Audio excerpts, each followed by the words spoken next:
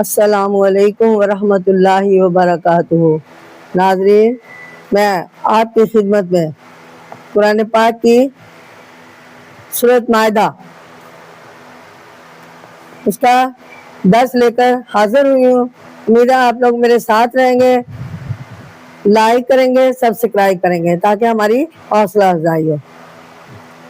تو جیسے اور غور سے سنیں، اللہ تعالیٰ کا نام لے کر ہم اپنا درس شروع کرتے ہیں تاکہ اللہ تعالیٰ کی مدد ہمارے ساتھ ہو جائے اور زندگی کے ہر میدان میں ہم کامیاب ہو جائیں۔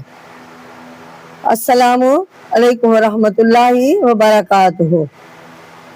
سبحان اللہ والحمد للہ ولا الہ الا اللہ واللہ اکبر ولا حول ولا قوۃ الا باللہ العلی العظیم۔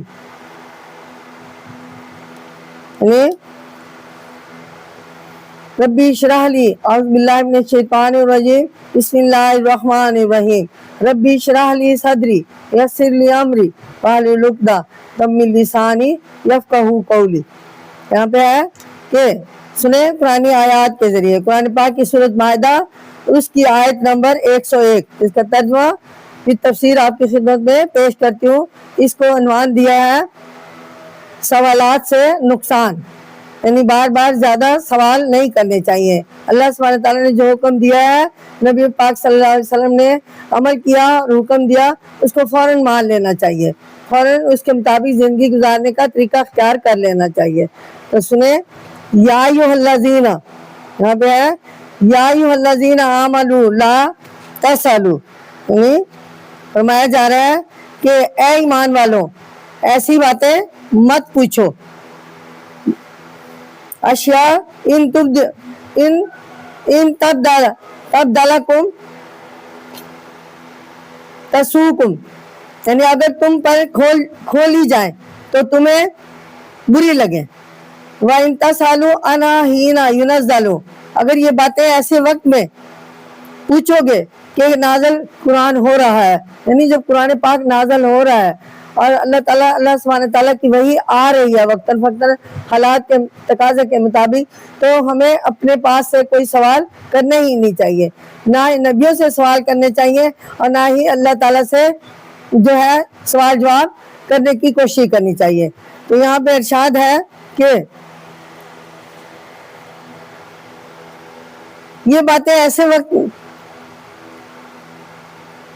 قرآن تو تم پر ظاہر کر دیا ہے، یعنی تمہیں بری لگے، اور اگر یہ باتیں ایسے وقت میں پوچھیں گے کہ نازل قرآن ہو رہا ہے،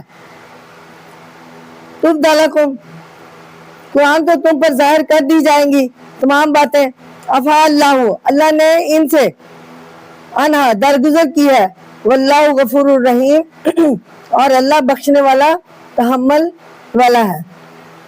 ناظرین غور سے سنیں، اس آیت میں مسلمانوں کو ایک اور بات کی طرف توجہ دلائی گئی ہے کہ بعض لوگوں نے آپ سے ایسے سوال پوچھنے شروع کیے کہ اگر ان کا جواب دے دیا جاتا تو وہ شریعت کا ایک قانون بن جاتا، اس لیے اس پر عمل کرنا ضروری ہو جاتا۔ ایسے کریدری سے اس آیت میں منع کیا گیا ہے، یعنی جبکہ اللہ تعالیٰ کی طرف سے وحی آ رہی ہے اور اللہ سبحانہ تعالیٰ اپنے قانون نافذ کر رہے ہیں، تو اگر ہم کوئی ایسا سوال پوچھ بیٹھے تو جو ہم سے کر نہ پائے، تو پھر اللہ تعالیٰ نے فرمایا ہے کہ آپ بار بار سوال نہ کریں، کیونکہ وہ جو ہے قانون بن جائے گا۔ اس آیت میں منع کیا گیا ہے، اس میں خواہ ایک کھلے ہوئے راستے کو تنگ کرنا والی بات ہے۔ ارشاد ہے کہ ایمانداروں کو لازم ہے کہ ایسی چیزوں کی بابت سوال نہ کیا کریں جن کے جواب سے مشقت بڑھ جائے یا رنج و غم پیدا ہو جائے، کیونکہ وہی نازل ہونے کے زمانے میں ہر جواب وہی سے دیا جائے گا اور پھر اس کے مطابق عمل ضروری ہو جائے گا۔ یہ اللہ تعالیٰ کی طرف سے آسانی ہے کہ بہت سی باتوں کو یوں ہی چھوڑ دیا ہے۔ پھر اسی کے ساتھ یہ بھی ہے کہ اللہ سبحانہ تعالیٰ تمام قصور معاف کرنے والا بھی ہے۔ آیت میں وہی تعلیم ہے جس کو قانون سازی کا بہترین طریقہ مان لیا گیا ہے، یعنی جو چیزیں صاف طور پر مفید ہے ان کو جائز قرار دینا، اور جو چیز کھلم کھلا مضر ہے ان سے بالکل روک دینا، اور بیچ کی باتوں کو کرنے والے کی مرضی پر چھوڑ دینا کہ وہ خود سوچ کر فیصلہ کرے۔ اسلام نے صحیح طریقہ اختیار کیا ہے۔ افسوس کہ بہت سے لوگ نہیں سمجھتے، یا سمجھتے ہیں تو اس کے مطابق عمل نہیں کرتے۔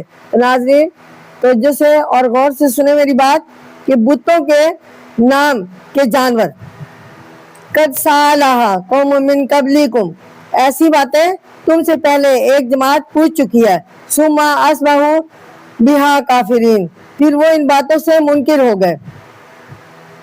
ما جعل، اللہ نے نہیں مقرر کیا، ما جعل اللہ من بحیرۃ ولا صائبۃ، کیا بحیرہ اور نہ صائبہ۔ اب یہاں دیکھو، ولا وسیلۃ ولا حام ولا قلہ، اور نہ وسیلہ اور نہ حامی، نیکی لیکن ولیکن الذین، لیکن کافر لوگ یفترون، اللہ پر بہتان باندھتے ہیں، اللہ الکاذب، یعنی اللہ پر بہتان باندھتے ہیں، وہ اکثرہم لا یعقلون، اور ان پر اکثروں کو عقل نہیں۔ تو ناظرین اور سے توجہ سے سنیں، بات یہ ہے کہ ارشاد ہے کہ تم سے پہلے ایک جماعت نے ایسی باتوں کے بابت سوالات کیے تھے جن کو صاف طور پر حرام نہیں کیا گیا تھا، پھر جب ان کو جواب دیا گیا تو انہیں معلوم ہوا کہ ان پر عمل کرنا مشکل ہے اور اس کے ماننے سے انکار کر بیٹھے۔ ایک تو یہ کہ ایسی بات کا حکم پوچھ کر جو آسانی کے لیے جو ہی چھوڑ دی گئی ہے انہوں نے اپنے لیے مشکل پیدا کر لی۔ دوسری یہ کہ اس بارے میں حکم ملنے کے بعد اس کے ماننے سے انکار کر دیا اور وہ کافر ہو گئے۔ تو ناظرین دوسری آیت میں بیان ہے کہ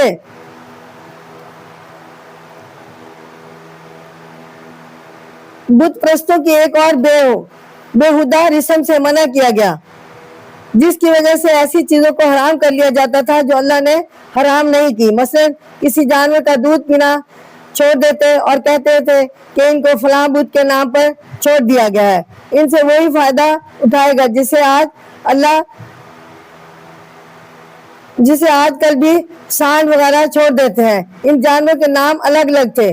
بحیرہ وہ تھا جس کا دودھ چھوڑ دیا جاتا تھا، صاحبہ جس کو آزاد پھرنے دیا جاتا تھا، وسیلہ وہ اونٹنی جو لگاتار 12 اونٹنیاں جن چکی ہو اور اس کے بیچ میں کوئی نر نہ جنا ہو، حامی 2 سانڈ جو بہت سے بچوں کا باپ ہو۔ یہ سب کچھ بتوں کو خوش کرنے کے لیے کیا جاتا تھا، لیکن ساتھ ہی یہ بھی کہتے تھے کہ اللہ بھی ان باتوں سے خوش ہوتا ہے۔ نعوذ باللہ۔ ارشاد ہوتا ہے کہ اللہ نے یہ حکم کہیں نہیں دیا، جو لوگ اسے اللہ کا حکم کہتے ہیں وہ جھوٹے ہیں، عقل سے کام نہیں لیتے۔ تو ناظرین یہاں پہ فرمایا ہے کہ باپ دادا کی اندھی تقلید، انہیں یہ عنوان دیا ہے، اور قرآن پاک کی سورۃ مائدہ اس کی آیت نمبر 104 ہے۔ 2 اور 3 کا میں نے ترجمہ کر دیا ہے، تشریح بھی کر دیا ہے۔ اس عنوان کو باپ دادا کی اندھی تقلید۔ وَإِذَا قِيلَ لَهُمْ تَعَالُوا إِلَىٰ مَا، جب ان کو کہا جاتا ہے کہ اس کی طرف آؤ، انزل اللہ وإلى الرسول، جو اللہ نے نازل کیا، اور رسول کی طرف، تو کہتے ہیں قالوا حسبنا ما وجدنا علیہ، ہم کو وہ کافی ہے جس پر ہم نے اپنے باپ دادا کو پایا۔ اولو کان آباؤہم لا یعقلون، بھلا اگر ان کے باپ دادا کچھ علم نہ رکھتے ہوں، شیء ولا یہتدون، اور نہ راہ جانتے ہو۔ ناظرین اس آیت میں اسلام کی اصل تعلیم بہت دلچسپ طریقے سے کھول کر بتائی ہے کہ اسلام چاہتا ہے کہ جو کچھ اللہ اور اس کا رسول کہے اس پر عمل کیا جائے۔ باپ دادا کے طریقے اور رسم و رواج اگر اس کے خلاف ہو تو انہیں بالکل چھوڑ دیا جائے، کیونکہ ان طریقوں سے اور رسموں کے اچھا ہونے کی دلیل نہیں ہے، کیوں وہ اس وقت تک ان کے پاس ایسا علم نہ تھا جو ہمارے نبی کریم صلی اللہ علیہ وسلم کے پاس علم آیا، اور اگر ان کے پاس تھا بھی تو اس میں وہاں کے لوگوں نے وقت کے تقاضے کے مطابق اپنی منشا کے مطابق رد و بدل کر لیا تھا، تبدیلیاں کر لی تھی، اور اللہ اور اس کا رسول جو کہتے ہیں اس کی دلیل بھی موجود ہے۔ اس کے ساتھ ہی کامیابی اور نجات کی ذمہ داری بھی ہے۔ اس لیے یہ بہانہ کرنا کہ یہ بات ہمارے باپ دادا سے چلی آ رہی ہے، اسے کیسے چھوڑ دے، بالکل لچر ہے۔ عقل سے ذرا کام لینے سے اس کی لغویت ظاہر ہوتی ہے۔ اشارہ ہے کہ لوگوں کو اللہ اور اس کے رسول کے مقرر کیے ہوئے راستے کی طرف بلایا جاتا ہے، تو وہ یہ بہانہ کرتے ہیں کہ ہمارے لیے تو یہی طریقہ کافی ہے جو ہمارے باپ دادا اور ہمارے لیے چھوڑ گئے ہیں۔ وہ خود ساری عمر یہی باتیں کرتے رہے اور ہمیں بھی یہی سکھاتے رہے۔ اس کے جواب میں کہا گیا ہے کہ ان سے یہ تو پوچھو کہ تمہارے باپ دادا کا اصل باتوں سے ناواقف ہونا ممکن ہے یا نہیں۔ یہ ممکن نہیں کہ انہیں ٹھیک راستے کا پتہ ہی نہ چلا ہو، تو کیا ایسی حالت میں بھی تم ان کے ہی پیچھے چلنا پسند کرو گے؟ یہ بات توکل کے خلاف معلوم ہوتی ہے۔ تو ناظرین، اب میں آپ کے سامنے قرآن پاک کی سورۃ مائدہ جس کی آیت نمبر 105 جس کا ترجمہ و تفسیر آپ کی خدمت میں پیش کرتی ہوں۔ اس کو عنوان دیا ہے تم اپنا فکر کرو۔ یا ایھا الذین آمنوا علیکم، اے ایمان والو تم پر اپنی جان کا فکر لازم ہے۔ لا یضرکم، جو کوئی گمراہ ہوا، ومن ضل، وہ تمہارا کچھ نہیں بگاڑتا، اذا تدیتم، جب تم راہ پر ہو، الی اللہ مرجعکم، تم سب کو اللہ کے پاس لوٹ کر جمع ہونا ہے یا جانا ہے۔ فینبئکم بما، قیامت کے دن پھر وہ تم کو جتلا دے گا، کنتم تعملون، جو کچھ تم دنیا میں کرتے تھے۔ اب یہاں پہ اس آیت میں مسلمانوں کو ایک ایسا قاعدہ بتایا گیا ہے جو تمام انسانوں کے لیے مفید ہے، اور اس پر عمل کرنے سے سب کو سیدھا راستہ مل جاتا ہے۔ اور وہ قاعدہ یہ ہے کہ ہر شخص اپنے اپنے کام کا ذمہ دار ہے۔ کسی شخص کو یہ نہیں چاہیے کہ دوسرے کی دیکھا دیکھی اپنا نقصان کر لے، بلکہ لازم ہے کہ ایسے کاموں سے خود بھی باز رہے اور جہاں تک ہو سکے دوسروں کو بھی ان سے روک دے۔ اگر کوئی نہ مانے تو وہ جانے اور اس کا کام۔ اب ارشاد ہے کہ مسلمان تمہیں لازم ہے کہ اپنی جانوں کو ہلاکت سے بچاؤ، بلکہ ہر ایک کو یہ سمجھا دو کہ برے کام کا وبال اسی کے سر پڑے گا، اسی لیے ہر ایک کو برے کاموں سے بچنا چاہیے۔ اگر وہ تمہاری نصیحت نہیں مانتا تو کچھ اپنا ہی بگاڑتا ہے، تمہارا بال بیکا نہیں کر سکتا۔ تو ناظرین، اب یہاں پہ فرمایا کہ اللہ سبحانہ تعالیٰ ایک دن تم سب نے اللہ کے پاس جمع ہوں گے، اور اس دن اللہ سبحانہ تعالیٰ تمہیں دکھا دے گا کہ ہر انسان کو اپنے برے کاموں کی سزا خود بھگتنی ہے، اور جن کی نقل کر کے وہ برائی میں پھنسا تھا وہ خواہ باپ دادا ہو یا کوئی اور، اس کے کچھ کام نہ آئے گا۔ تو ناظرین، اب میں آپ کے سامنے قرآن پاک کی سورۃ مائدہ اور جس کی آیت اسی یعنی آیت نمبر 5 کا ہی تھوڑا بقیہ حصہ ہے، وصیت پر گواہی۔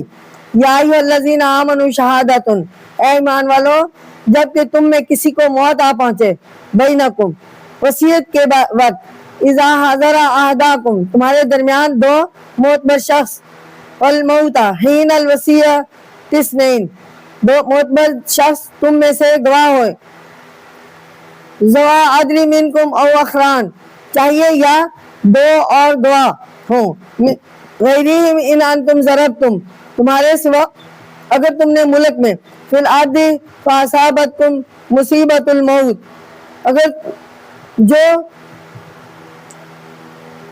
اگر تم نے ملک میں سفر کیا ہو پھر تم کو موت کی مصیبت سے پہنچے۔ تو ناظرین، یہاں پہ سمجھایا جا رہا ہے کہ وصیت پر گواہی اللہ سبحانہ تعالیٰ ان آیتوں میں مرتے وقت وصی مقرر کرنے کا طریقہ بتایا ہے۔ یہ میں تفسیر بیان کر رہی ہوں۔ وصی وہ ہے جس کو مرنے والا اپنا مال سپرد کر جائے، پھر بعد میں وارثوں کو دے دینا بہتر تو یہ ہے کہ وصی دو معتبر عدل اور انصاف کرنے والے مسلمان ہوں، لیکن اگر معتبر شخص نہ ملے تو مسلمانوں میں سے جس کو چاہے وصی بنا سکتا ہے۔ اگر سفر میں ہو اور موت آ جائے تو غیر مسلم کو بھی وصی بنا سکتا ہے۔ ارشاد ہے کہ مسلمانوں کو یہ طریقہ اختیار کرنا چاہیے کہ اگر مرتے وقت کسی کو وصی بنائے تو وصی اور دو مسلمان عادل منصف ہوں۔ ان سے مراد یہ ہے کہ وہ ایسے شخص ہوں جس پر سب اعتماد کرتے ہوں، اور ایمانداری کے اندر مشہور ہوں۔ اگر ایسے موت پر مرتے وقت نہ ملے تو مسلمانوں میں سے کوئی سے 2 آدمی جن کا حال معلوم نہیں مقرر کیے جا سکتے ہیں، کیونکہ مسلمان یوں بھی بے ایمانی نہیں ہو سکتا۔ تو ناظرین، علماء کا بھی یہی مذہب ہے کہ سفر میں اگر مسلمان نہ ملے تو غیر مسلم کو بھی وسیع بنا سکتے ہیں، ورنہ وسیع مسلمان ہی کو بنانا چاہیے۔ تو ناظرین، اب میں آپ کے سامنے اس کی وجہ یہ ہے کہ پہلے زمانے میں مسلمان ہی ایسے تھے جنہیں بے ایمانی سے بالکل پاک سمجھا جاتا تھا۔ آج کل بدقسمتی سے غیر مسلمان مشرکین لین دین میں مسلمانوں سے زیادہ معتبر اور دیانتدار سمجھے جاتے ہیں۔ مسلمانوں کو اس سے عبرت حاصل کرنی چاہیے۔ تو ناظرین، سوچ سمجھ کر کام کرنا چاہیے، اور چاہیے کہ ہماری مسلمان ہونے پر ہم پر کسی کو اعتراض نہ ہو۔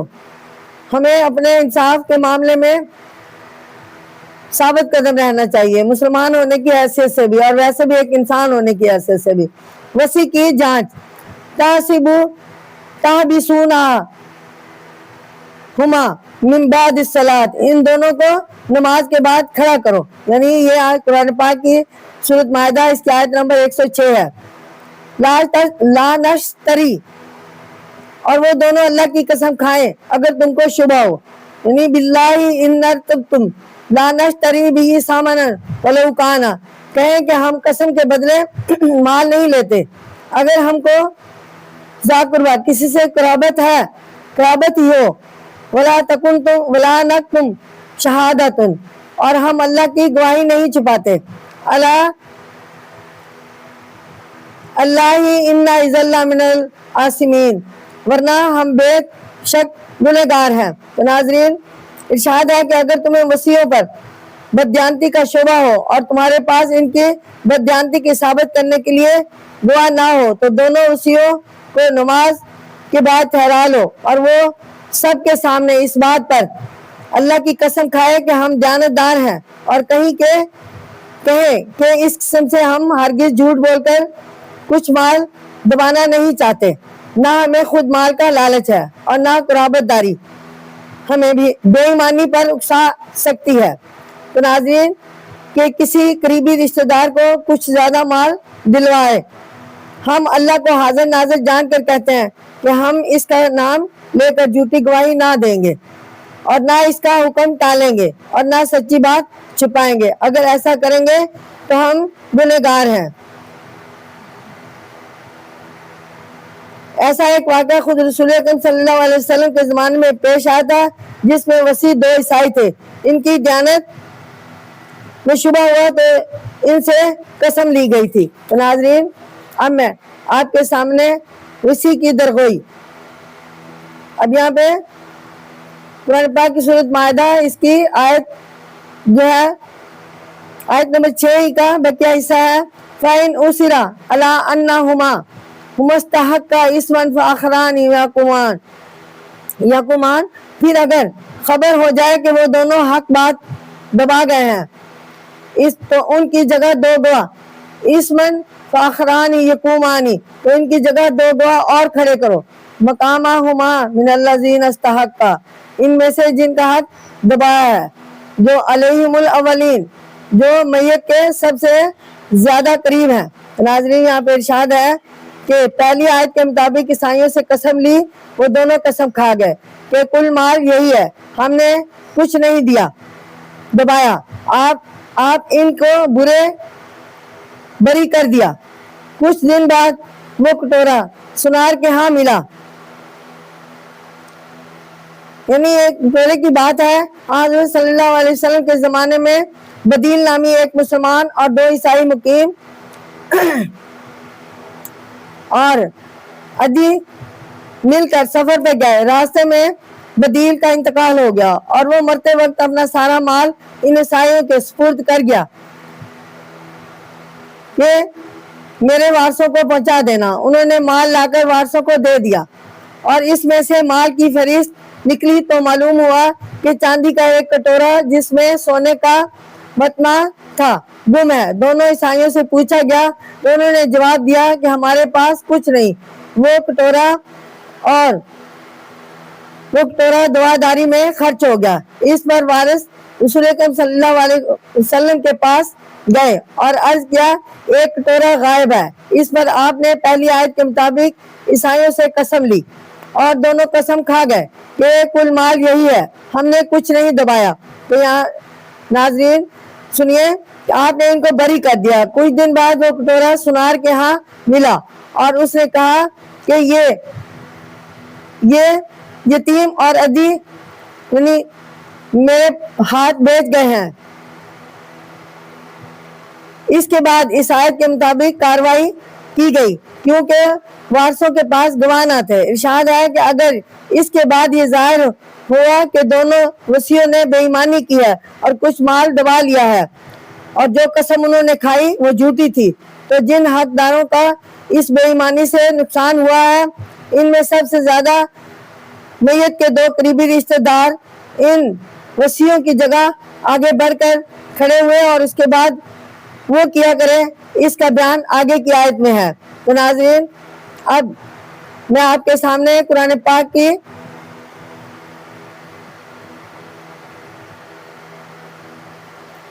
رسول اکرم صلی اللہ علیہ وسلم کے پاس میت کے وارث جب دوبارہ مقدمہ لے کر آئے اور گواہ نہ لا سکے تو آپ نے یہی کیا کہ ان میں سے دو سب سے زیادہ قریبی رشتہ داروں کو بلا کر آگے کھڑا کیا، چونکہ اب وہ دو وصیوں کے سچا ہونے کے دعوے کا انکار کر رہے تھے، اس لیے ان سے قسم لی گئی۔ قابل غور بات یہ ہے کہ کلام اللہ میں کس قدر چھوٹی چھوٹی باتوں کا واضح طور پر ذکر کر دیا گیا ہے۔ مقصد یہ ہے کہ انسان کے اخلاق اور عقائد کی طرح اس کے اعمال، افعال اور باہمی تعلقات بھی درست ہونے چاہیے ہو جائے، کوئی کسی کا حق نہ مار سکے۔ اگر کوئی بدکار یا ایسا کر بیٹھے تو اس کی تلافی کی جا سکے، کیونکہ سارے دین کی ترک تو معاملات ہی میں ہے۔ تو ناظرین اب ہے کہ وارثوں کی قسمیں فَيُقْسِمَانِ بِاللَّهِ لَشَهَادَتُنَا، پھر وہ اللہ کی قسم کھائیں کہ ہماری گواہی پہلو حق کا من شہاداتیہ، پہلوں کی گواہی کے مقابلہ میں حق ہے۔ وَمَا تَدَيْنَا إِنَّا إِذَا مِنَ الظَّالِمِينَ، اور ہم نے زیادتی نہیں کی، نہیں تو ہم بے شک ظالم ہیں۔ إِذَا مِنَ الظَّالِمِينَ ذَلِكَ أَدْنَىٰ أَن يَأْتُوا بِالشَّهَادَةِ، یہ قریب تر ہے کہ شہادت ٹھیک طرح وجیہا ادا کریں، اور یخافوا ان ترد ایمان، اور ڈریں کہ ہم قسم ان کی قسم کے بعد ایمانی الٹی پڑے گی۔ واتقوا اللہ، اور اللہ سے ڈرتے رہو۔ واسمعوا، اور سن رکھو۔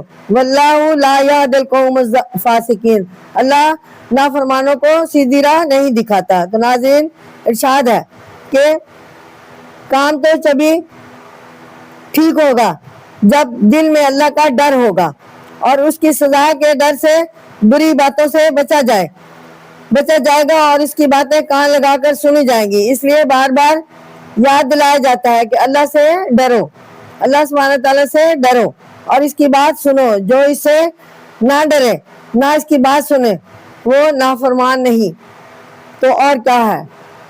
اللہ کے ہاں قاعدہ مقرر ہے کہ وہ نافرمانوں کو سیدھا راستہ پر نہیں چلاتا اور وہ بھٹکتے پھرتے ہیں۔